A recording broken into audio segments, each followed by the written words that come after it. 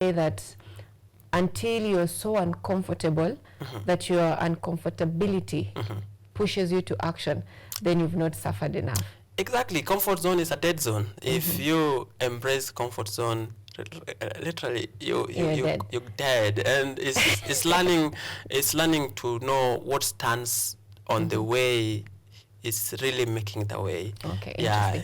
Now, having organized so many expos, you teach groups of people, corporates, students in campus, in high school, how to keep their confidence, how to do public speaking.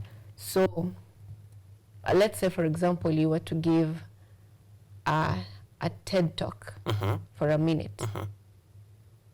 And or let's take this example that I'm supposed to give a talk.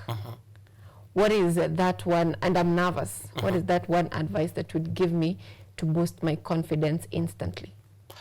That's a good question. And come on, what we really need to understand here, I think, is really knowing you, becoming aware of who you are.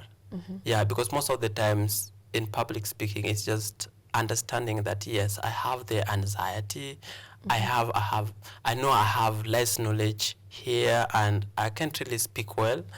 Yeah, it's you becoming really aware. And one of the things about maybe one of the things I'll associate it with one of the laws called laws of effect by Edward Thorndike, where it says the law of association, where if an association, there is a satisfaction to the association, then the outcome, the outcome, or there is, let me say, the probability that it will occur again is very high. But when when it's strengthened, let me say, it's strengthened the probability that it will occur again. But when it is not satisfying, when it weakens association, the probability that it will occur again is very limited.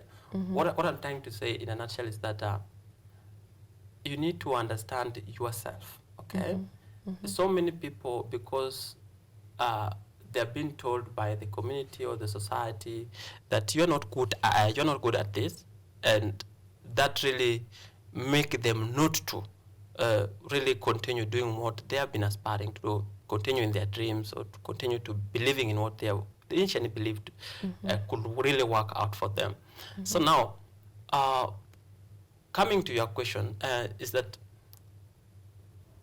you really need to be aware of yourself and work on the areas really that really matters. You see, when you get into a stage like now, you're facing the cameras all day long, it really requires confidence. I really want to appreciate you for that. It's hard, I know that. Like, sometimes things have to come from the brain, and they have to flow naturally. It's something that I do say, learn to dance with the nature. Yeah, where you let things flow naturally. It's devoting yourself totally into something and becoming nothing in everything.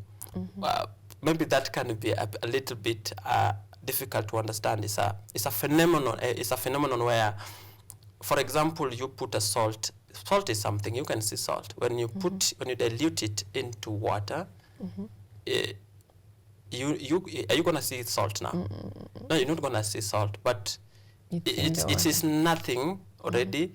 But in everything, when you taste that water, you're gonna feel there is salt, the salty water. It becomes everything in nothing, or nothing in everything. Yeah, it just shows you how everything is connected. You need to learn and let things flow naturally, dancing with the tunes of nature, understanding yourself that I can be good here. I'm not good here. I need to work here, so that when I'm given the platform to speak, then I understand. You see, most of the times, this happens with even most of our politicians. I'm so sure that Raila Odinga, when he stands into the podium, he normally have the stage fright even for 1 minute, and then he will start by higher, or whatever, how he normally makes those things higher. It's just to drive away the stage fright. Everybody, even whether you've been in the stage 4, how many years there is normally a stage fright and you cannot do it. There's an anxiety that comes with it.